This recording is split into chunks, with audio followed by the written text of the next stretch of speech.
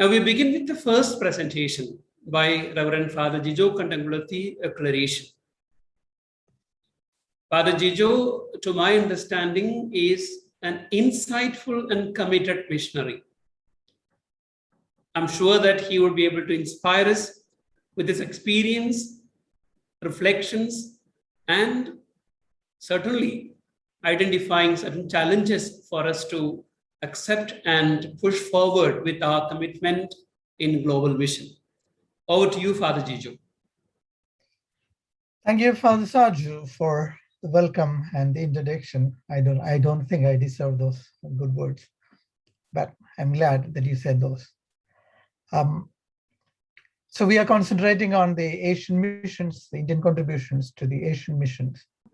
I'm taking more a kind of a synchronic, decentralized approach in looking at the Asian missions rather than the traditional diachronic approach of narrating the history of the missions in these regions. It's a mammoth task to do any kind of diachronic approach on this. The colonial period of mission was in Asia was centered around Goa, Macau, Philippines triangle. The resources were mobilized from these three places.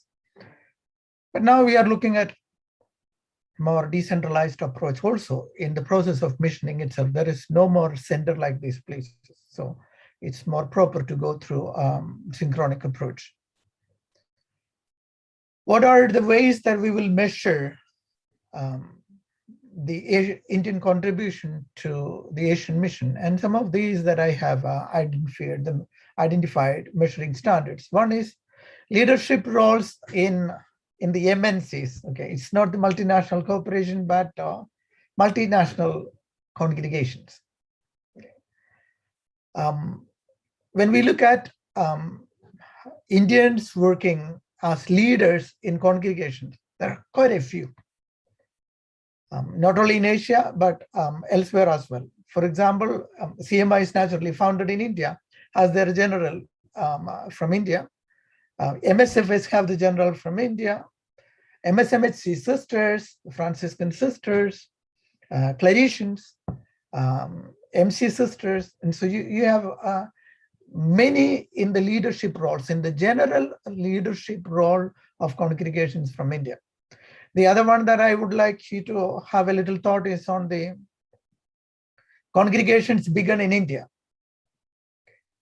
There are more than a dozen congregations begun in India. And naturally, the overseas Indian missionaries that we are now concentrating on. Another one to evaluate is the diaspora missions. Keralites who have gone to Malayalam-speaking area in the rest of the world. My interesting experience of going to Denmark, I was going to my university in Aarhus, and suddenly I bump upon one priest there. He invites me for saying a Malayalam mass there. In a faraway place, there is one person to find there in that corner of the world. So this is part of our nature diaspora missions. Not only Keralites, it's also true to Tamilians. For example, in Malaysia, in Singapore, you will have diaspora missions. Also, Telugu priests going to their communities in the United States and different parts of the world. So India has contributed also that way.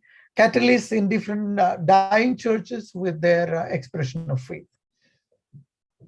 Another way to continue is to look at ground level evangelization roles done. Many missionaries have taken leadership roles elsewhere in the Asian countries, but there are also people working ground level, very ordinary kind of mission work, down to earth mission work. I remember going to Cambodia and found the Mother Teresa brothers taking care of the invalid children, boys there. Totally neglected kind of group in that country. And they have been taken care of by people from India.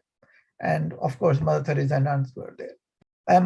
Also, indigenous evangelization need to be taken into consideration in this contribution, because there are people going from one province, for example, in India. People from Kerala have been contributing to the evangelization in Northeast. You need to take into consideration in China. South China was a strong missionary presence. And so they started mobilizing missionaries to go to other places of China. And so these indigenous evangelization program also have been supplied, missionaries have been supplied from different parts of their own countries. We also evaluate our contribution based on the personnel working in the ecclesiastical administrative positions. We have very significant people holding very significant positions in the administrative roles of the Asian Church and Global Church.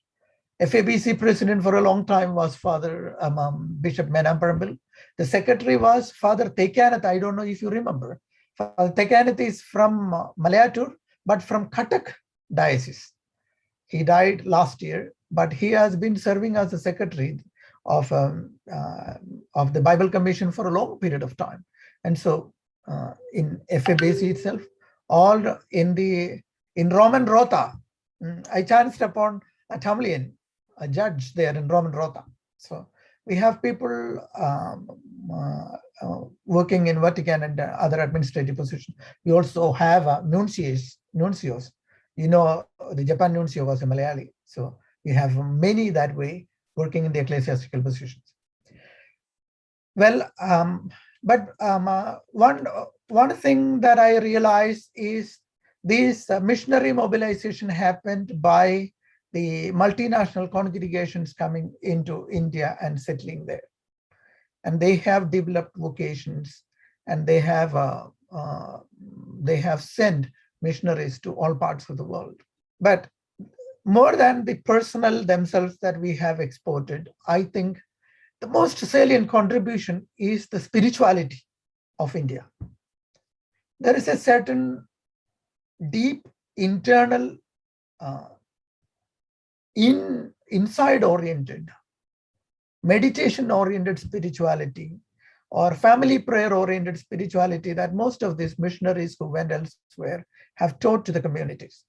My experience of working about 15 years in Northeast India, I realized that how family prayers developed in some missions because the missionaries had taken their home example elsewhere. So I consider, if you pinpoint one significant contribution to the global church, is the spirituality these missionaries have carried on to different parts of the world. Then looking on to what is the Asian mission experience. Asia has 51 countries, with Armenia in the highest Christian percentage, I think 98.2% or so Christians. And Maldives with 0 Christians. You might consider also Saudi Arabia, but then there are many expatriates. I think over 100,000 expatriates there who are Christians, and so it's not considered that way 0%. But Maldives is 0%. Philippines has the highest number of Christians in Asia. China has more Christians than India.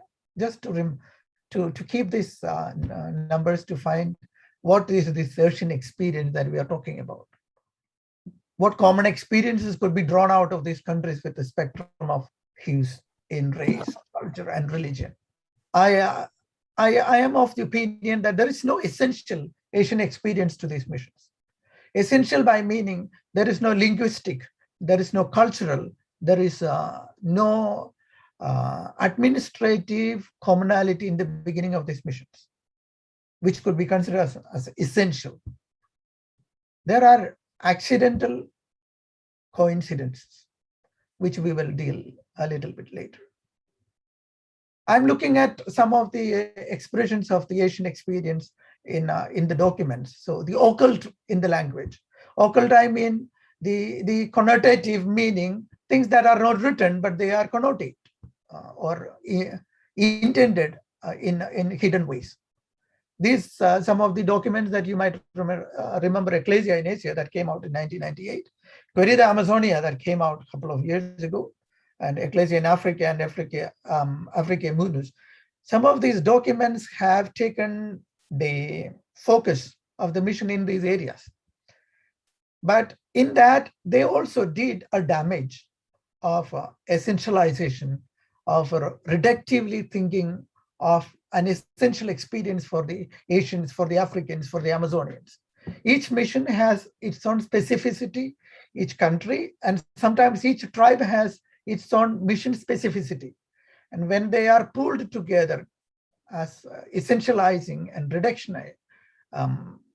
reducing them to singularity, it loses the flavor and the hard work that is going on in these places. Sometimes we look at ourselves through our own literature. It's good to look at literature, secular literature, how they are looking at the work of the church and the colonial period itself. One of those books that I would suggest is Orientalism. I have mentioned there. Orientalism is a book written by Edward Said that's speaking about the Eurocentric perspective of Asia. They put one picture of a person and tell this is an Oriental. That is to represent the Far East, the Middle East, and the Far West, or the whole of Asia. How ridiculous these kind of representations have been. The whole of India is represented as snake charmers. How ridiculous these representations are. And then these have begun also within the church. And so I take strong exception in this kind of patronizing language in the church documents as well. That loses the flavor and contributions that many people have developed, the missions that people have developed by sweat and blood. Going to what are some of the accidental coincidences that we find? We have the experience of plurality in Asia. Most of the countries have more than one religion. Later, we found that one religion overpowered the others, and some of them annihilated completely. Some of those processes that we are seeing even today. We have been persecuted all over. Now, the persecution, if persecutions were sporadic earlier, now the persecution is quite organized. There is this globalization of religious persecution. We are also, most of Asia have been colonized. And then economic underdevelopment. Also, there are exceptions like Hong Kong is developed, Macau is developed, Singapore is developed, Malaysia is far ahead of different other places, Taiwan is developed. There are the exceptions. But the larger Asian experience is that of economic underdevelopment, and a major difference between rural and urban divide, except these city-based economies like Hong Kong, Macau, Taiwan, and Singapore. Elsewhere, there are plenty of rural and urban divide. I already mentioned about religious radicalization. And I also mentioned that now there is government-sponsored resistance on mission projects, not only in India, elsewhere. The worst of it is in China. I have been banned to enter China because I said mass in my university in China, where I said I learned Chinese. They had banned me because I taught some English to some students who happened to be Tibetans. So there are all these kinds of controlling measures. For example, Maldives, if you are belonging to any other religion than Muslims, then you don't become a citizen there. Some of these conditions have become organized religious radicalization is happening. Yeah. So I dare not essentialize. I'm just bringing up a few of my Chinese experiences. Okay. The first thing that happened to me when I landed in the Chinese world, first I went to Taiwan, then to sometime to Japan, and then to Macau and China. The first thing is the emergence of the symbolic you. Suddenly, my name vanishes. I suddenly become an Indian, a representative of an Indian.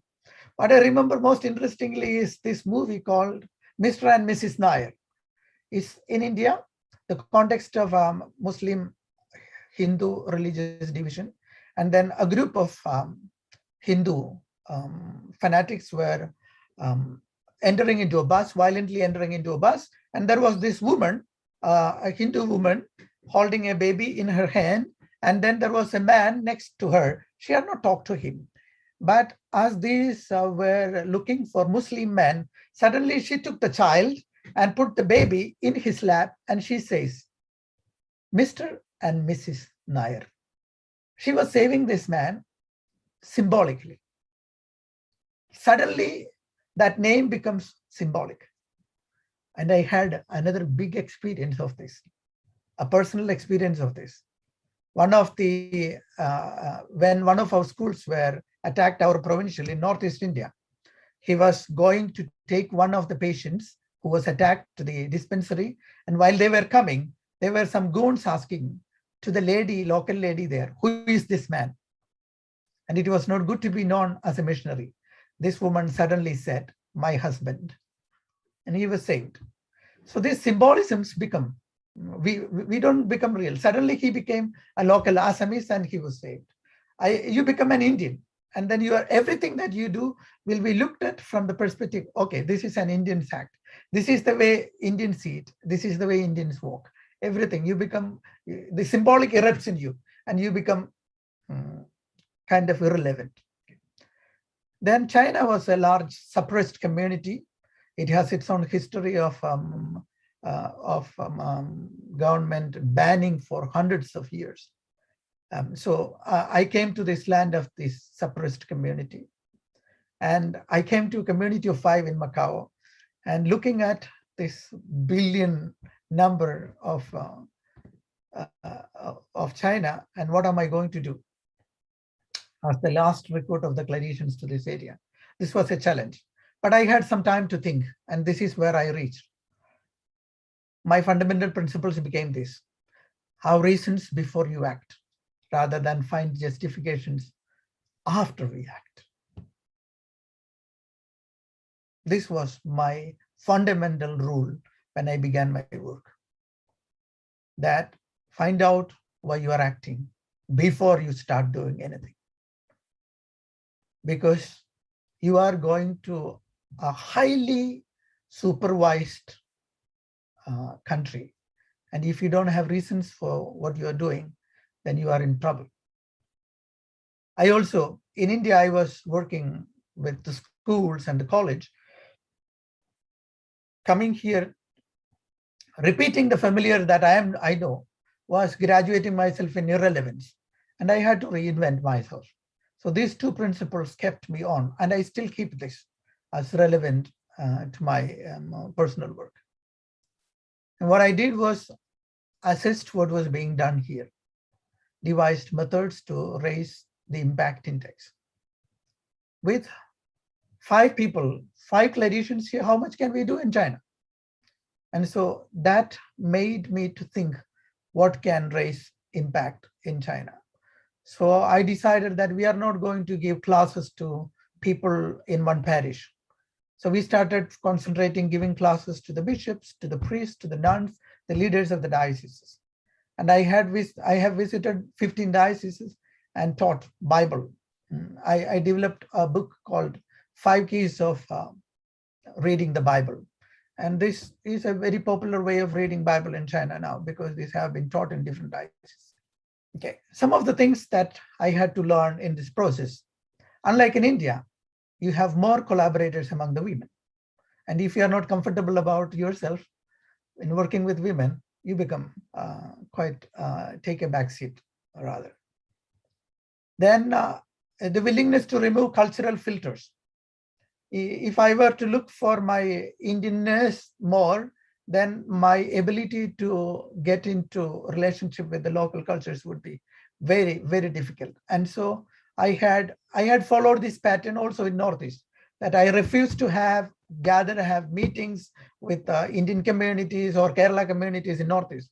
I refused to have special meetings with them, because I should not be looked at as having my allegiance to my hometown. So this, I keep that in the way we speak. I try to speak Chinese. Whenever there is a Chinese community, I try to speak Chinese.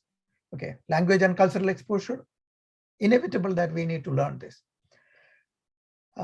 I learned the evangelization history of China and the clericians who died there in China. We started in 1926, and for 30 years, we worked there. By the time 1952, when the clericians came off, we were leaving behind 7 dispensaries, 11 schools, 1 medical college, and they came away very painfully. And now I have, after coming, I have reconnected with these communities. It's a joyful experience to reconnect. So we need to have a connection with the history. Networking evangelizers. I have a spelling mistake there, sorry. Something that I learned here, this is an urban-based mission, and I have connected with missionaries from all over the world among the clericians and others, and mobilized resources to give talks, to give ideas, to discuss. And so this new opportunity of internet has given that new mode of evangelization. And you will find my work here with the publication. You will find Chinese daily gospel, everyday videos coming out on the gospel, everyday videos coming for the children. We have been mobilizing these because the new world, we are facing the new world. Okay. Also, we started about empowering evangelization, where in China, it is not possible to have priests. And so we started empowering the laity, giving them classes, Bible classes, and teaching them techniques of inviting people into the church and baptizing and all. Okay. Also, the last one is shared mission. I stopped working only with the clericians. This was one special work that I started here, that we started working China, getting resources from other congregations. We started working together. We started pooling, making small communities here, but across congregations to work for China, and devised strategies here. Then some of those things that happened was encountering Chinese leadership. When I went to China, definitely I had police with me. When I went to stay in the hotels, I had police living in the next rooms, and they were keeping a watch on who were coming to meet me, where I was going. And I also had the religious bureau head of a province come and visit me, rather barge into my room and challenged me and said, we don't want to have another Hong Kong here. And I kept my ground and cool. I'm 50 years old and cannot be challenged too easily. So I said, you're bothered about your politics. I am talking scripture here. If you want, you can come and attend. And he did come and attend to my lectures. So I found these as opportunities actually to witness. I sat through for a dinner with them, and I expressed what our spirituality is. And this guy ended up calling me, inviting me again to give classes there. Okay. So if we are sure-footed on what you are doing, some of these encounters with the Chinese leadership will become very providential rather than threatening. I'm just concluding with the profile of a missionary that eventually I developed. Okay. The profile of a missionary is formed by the ideal missionary concept. Who is an ideal missionary? This is actually defined by every congregation. In my congregation, a son of an Immaculate Heart of Mary definition is there. So, or the children of the Carmelites, they have their own definitions of a missionary.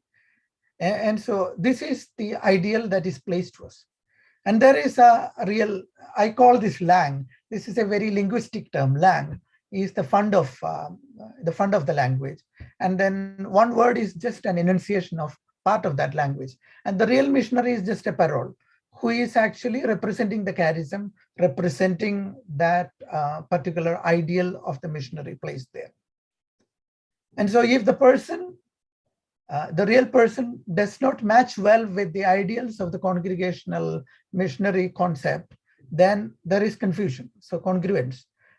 I'm sure those of you, somebody here from psychology background, so I'm sure you might be knowing that I am dealing with Carl Rogers in the first part from Ferdinand de Saussure. Okay. So the actual self is a combination of this congregational charism and ideals and the personal goals. So congruence is required. Okay. The real self interacts with the local environment. The ideal self does not. The real self, the real missionary interacts with the local culture. And therefore, the real self pretty much needs cultural plasticity.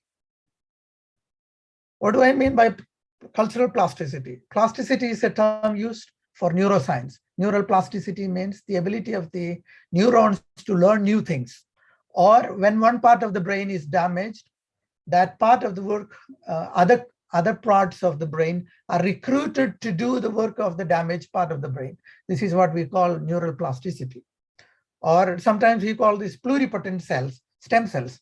Stem cells are those that have the capacity to become anything, because you don't know what environment you are getting into, and you have to become all things to all people so that you will gain some for the Lord. I'm quoting St. Paul. Yeah, I invite you all for a stint in overseas missions. Thank you.